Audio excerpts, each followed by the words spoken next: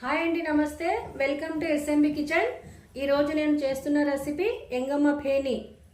దీనికి కావలసిన పదార్థాలు: హాఫ్ కేజీ మైదా పిండి, 1 కప్పు గోధుమ పిండి, యాలకులు, ఆయిల్, 3/4 కేజీ చక్కెర, ఒక నెయ్యి ప్యాకెట్, కొద్దిగా బియ్యం పిండి. ప్రాసెస్లోకి వెళ్ళిపోదాం. ముందుగా మైదా పిండి వేసుకోవాలండి.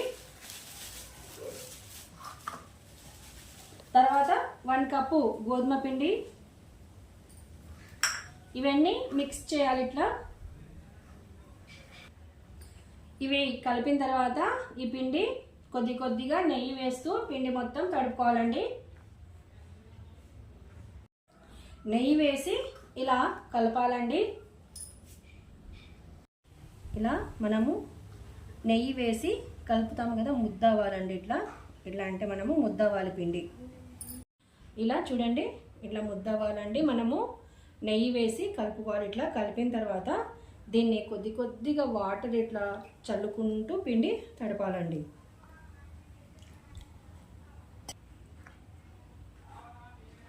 వాటరు ఒకేసారి వేయకూడదండి, కొద్దిగా వేస్తూ కలుపుకోవాలండి పిండి. ఇదిగోండి, ఇట్లా కలపాలండి.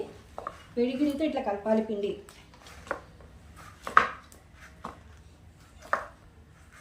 ఇదిగోండి, ఇట్లా ఈ విధంగా ఉండాలి. చూడండి, పిండి ఇలా మెత్తగా తడిపిన తర్వాత దీన్ని ఒక కాటను తడి బట్ట ఇట్లా చుట్టేయాలండి, తడిపి నీళ్ళతో. ఇది 1/2 అవర్ పక్కన పెట్టేయాలి. గంట తర్వాత ఈ క్లాత్ తీసేసి మనము ఈ పిండిని చూడండి, ఇట్లా మీ ఇంట్లో రోల్ ఉంటే రోల్లో వేసి దంచొచ్చింది, లేకుంటే ఇది తీసుకొని నేను పిండిని మెత్త చేస్తున్నాను.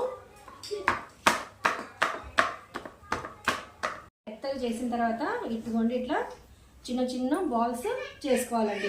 ఇలా బాల్స్ చేసుకొని ఈ తడి బట్ట ఇట్లా కప్పేసి పెట్టాలండి. పెట్టేసిన తర్వాత ఇట్లా ఒక్కొక్క బాల్ తీసుకోవాలి. ఈ బియ్య పిండి వేయాలండి. వేసి ఒక చపాతీ రేక్ లాగా తిక్కాలండి.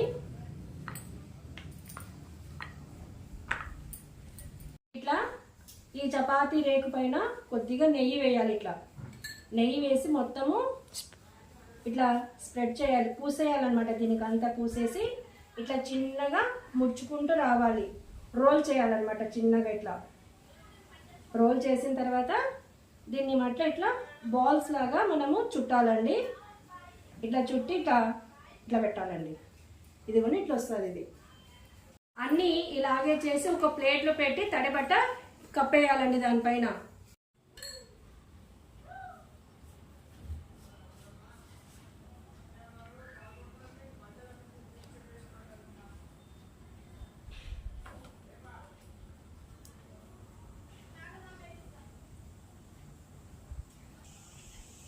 అన్నీ చేసి ఇలా తడిబట్ట చుట్టి పెట్టినాం కదా, ఇదిగోండి ఇట్లా. ఇవన్నీ ఇప్పుడు మళ్ళీ ఇట్లా చేయాలండి. ఒక్కొక్కటి ఇట్లా ఒత్తాలి. ఒత్తి మనము ఈ చపాతీ కర్రతో ఇట్లా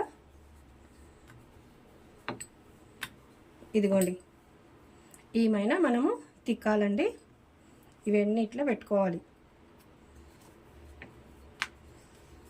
ఇది మనం తిక్కేటప్పుడు దీనికి ఏ పిండి అవసరం లేదండి, పిండి లేకుండానే చేయాలి ఇది.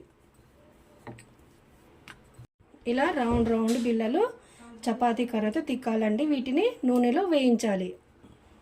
ముందుగా స్టవ్ పైన ఒక కడాయి పెట్టుకొని స్టవ్ వెలిగిద్దామండి. కడాయి హీట్ అయిన తర్వాత రిఫైండ్ ఆయిల్ వేద్దాము.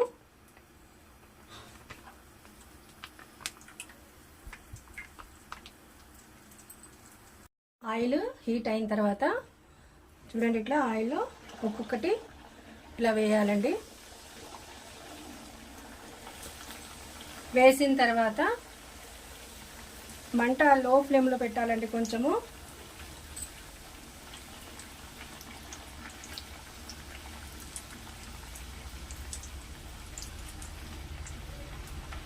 ఈ విధంగా వేయించాలి.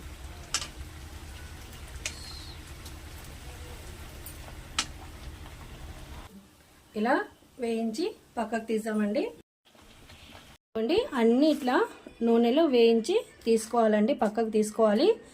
తర్వాత ఇప్పుడు పాకం పెడదాము, చక్కెర పాకము. ఇప్పుడు పాకం కోసము ఇదిగోండి ఈ గ్లాసుతో ఒక గ్లాసు నీళ్ళు, చూడండి 3/4 కేజీ చక్కెర వేయాలండి. వేసి ఇప్పుడు పొయ్యి మీద పెడదాము. చక్కెర పాకము ఇది తీగ పాకం రావాలండి. ఇందులో ఇలాచీ పౌడర్ వేద్దాము. ఇదిగోండి ఈ పాకము తీగ పాకం, మరీ గట్టిగా కాదండి, ఊరికి ఇట్లా అంటే అతుక్కోవాలంతే. ఇదిగోండి ఇట్లా తీగ పాకం వచ్చేసింది, చాలు, బంద్ చేసేద్దాం స్టవ్. ఇదిగోండి ఇలా పాకంలో ఒకసారి ఇట్లా వేసి తీసేయాలండి.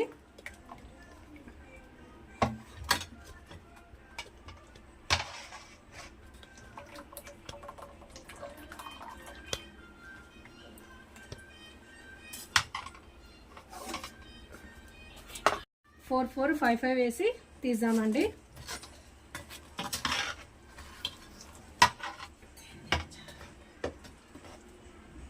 ఇదిగోండి ఇట్లా ఒక స్టిక్ తీసుకోవాలండి, కడ్డీ. ఇట్లా మనం దీన్ని ప్రెస్ చేసి పట్టాలన్నమాట.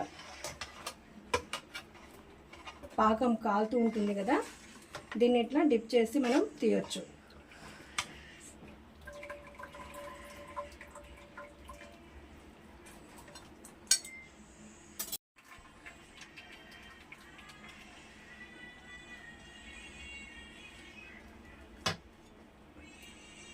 రోకలి తీసుకొని లేదా ఇట్లా ఏదైనా తీసుకొని ఈ పాకాన్ని రుద్దుతూ చిక్కగా చేసుకోవాలండి. ఇట్లా రుద్దాలి ఈ పాకం.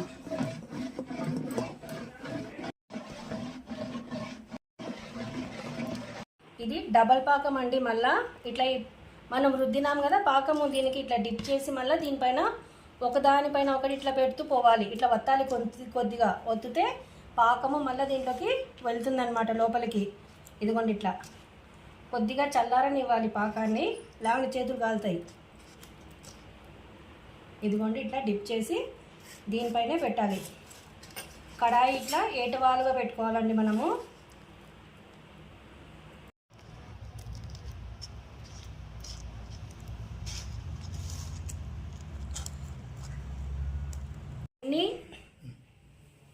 అన్నీ ఇలా డబల్ పాకంలో డిప్ చేసిన తర్వాత మనము పక్కకు తీసి పెట్టుకోవాలండి.